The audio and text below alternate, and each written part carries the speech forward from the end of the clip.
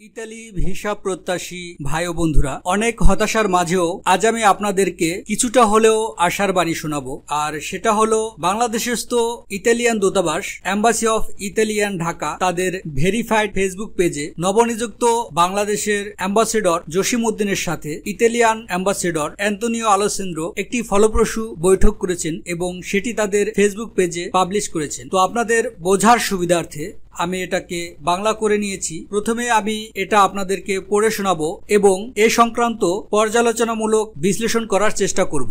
তাদের এই বিশেষ আলোচনায় ইতালি ভিসা জটিলতা নিয়ে ফলপ্রসূ আলোচনা হয়েছে। বলা হয়েছে, অভিবাসনের ক্ষেত্রে বাংলাদেশকে ইতালির জন্য একটি গুরুত্বপূর্ণ দেশ উল্লেখ করে রাষ্ট্রদূত বাংলাদেশের সঙ্গে অভিবাসন সহযোগিতা আরও গভীর করতে ইতালির ইচ্ছা প্রকাশ করেন। অবিলম্বে কাজের ভিসার সমস্যার সমাধান করতে এবং অনিয়মিত অভিবাসন রোধে এবং বাংলাদেশ থেকে ইতালিতে দক্ষতার গতিশীলতার জন্য আইনি পথ উন্নীত করতে আরও সহযোগিতা ইচ্ছার বিষয়টি নিশ্চিত করেছেন। পররাষ্ট্র সচিব ইউরোপে দ্বিতীয় বৃহত্তম বাংলাদেশ প্রবাসীদের উদার আয়োজক হওয়ার জন্য ইতালি গভীরভাবে প্রশংসা করেন এবং উভয় দেশের অর্থনীতিতে তাদের বিশাল অবদানের কথা স্বীকার করেন। তিনি বিশেষ করে ইতালির রাষ্ট্রদূতকে উদ্ভাবনী উপায়সমূহ স্থগিত কাজের ভিসার আবেদন দ্রুত সময়ের মধ্যে সমাধান করার অনুরোধ জানান এবং এ ব্যাপারে বাংলাদেশ সরকারের পক্ষ থেকে সম্ভাব্য সব ধরনের সহযোগিতার আশ্বাস দেন। এখানে বলা হয়েছে, নবনিযুক্ত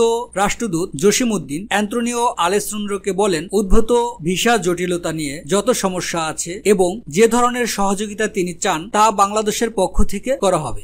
ইতালির রাষ্ট্রদূত জানান যে উল্লেখযোগ্য সংখ্যক কাজের ভিসার আবেদন এখন দূতাবাসে স্থগিত রয়েছে। মূলত সংগঠিত অপরাধী নেটওয়ার্কের অবৈধ হস্তক্ষেপ, কাজের ভিসা ব্যবস্থায় ক্রমাগত হস্তক্ষেপ করার চেষ্টা, জাল নথি জমা দেওয়ার পাশাপাশি অপ্রত্যাশিত বৃদ্ধির কারণে তারা বরাবর যে বিষয়টা ভিসা জটিলতার কারণ হিসাবে দেখান সেটাই তারা বলেছেন যে অনেক টাকা দিয়ে নুল্যস্তা কেনা বেচা বা বিভিন্নভাবে ভিসা সংক্রান্ত বিষয়ে অবৈধ অর্থ লেনদেন বা যে কথা তারা বারবার বলে থাকেন যে 31টা দেশের যে ভিসা কোটা বাংলাদেশ 50%-এরও বেশি নুল্যস্তা একাই নিয়ে এসেছে বিভিন্ন জালিয়াতির মাধ্যমে, যেটা অপ্রত্যাশিত ছিল, যার দরুন ইতালিয়ান সরকারের নজরে আসে এবং তারা এ সংক্রান্ত নির্দেশনা দেন যেন অধিকতর যাচাই বাছাই করা হয়। দূতাবাসের মানব সম্পদ সংক্রান্ত ভিসার অনুরোধ তিনি আরও জানান যে ইতালীয় সরকার মানব পাচার এবং অভিবাসী চোরাচালানের বিরুদ্ধে অত্যন্ত কঠোর পদক্ষেপের ঘোষণা দিয়েছেন। ইতালির পররাষ্ট্র মন্ত্রণালয়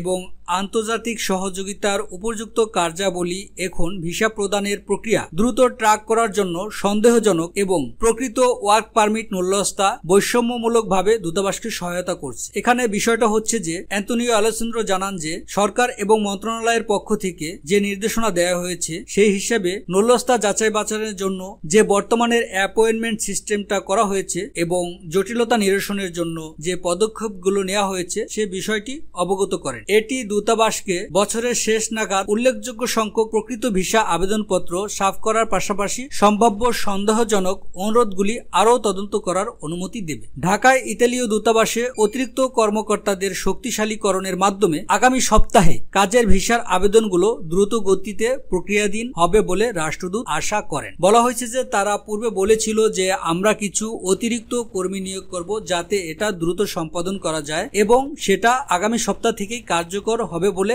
তারা আশা প্রকাশ করেন এবং আশ্বাস দেন। পররাষ্ট্র সচিব ইতালির রাষ্ট্রদূতকে অসামান্য কাজের ভিসার আবেদনগুলি সমাধানের জন্য আন্তরিক এবং বাস্তব প্রচেষ্টার জন্য ধন্যবাদ জানান। উভয় পক্ষে আশা করেছিল যে দক্ষ কর্মীদের কর্মসংস্থানের আইনি পথ সহজতর করার জন্য অভিবাসন এবং গতিশীলতার বিষয়ে দুই সরকারের মধ্যে প্রস্তাবিত MOU শীঘ্রই সমাপ্ত হবে। বাংলাদেশ থেকে ইতালিতে অনিয়মিত অভিবাসন রোধ করা এবং প্রত্যাবাসনের ঘনিষ্ঠ সহযোগিতা প্রতিষ্ঠা করা হবে। বিষয়টা হচ্ছে যে বাংলাদেশ থেকে কিভাবে দক্ষ শ্রমিক নেওয়া যায় সে বিষয়টা নিয়ে সামনের দিনগুলোতে তারা আলোচনা অব্যাহত রাখবে। সর্বোপরি বিভিন্ন সময়ে তাদের বিবৃতি বিশ্লেষণ করলে এটাই বোঝা যায় যে ভিসা জালিয়াতি, অধিক পরিমাণে টাকা দিয়ে নুল্যস্তা বাগিয়ে আনা এবং ভুয়া নুল্যস্তা এম্বাসিতে সাবমিট করার কারণেই এই ভিসা জটিলতা তৈরি হয়েছে, যার দরুন অরিজিনাল যে নুল্যস্তাধারী তাদেরও বিলম্ব হচ্ছে এবং ইতালিতে তারা একটা টাস্ক ফোর্স গঠন করে এই সমস্যা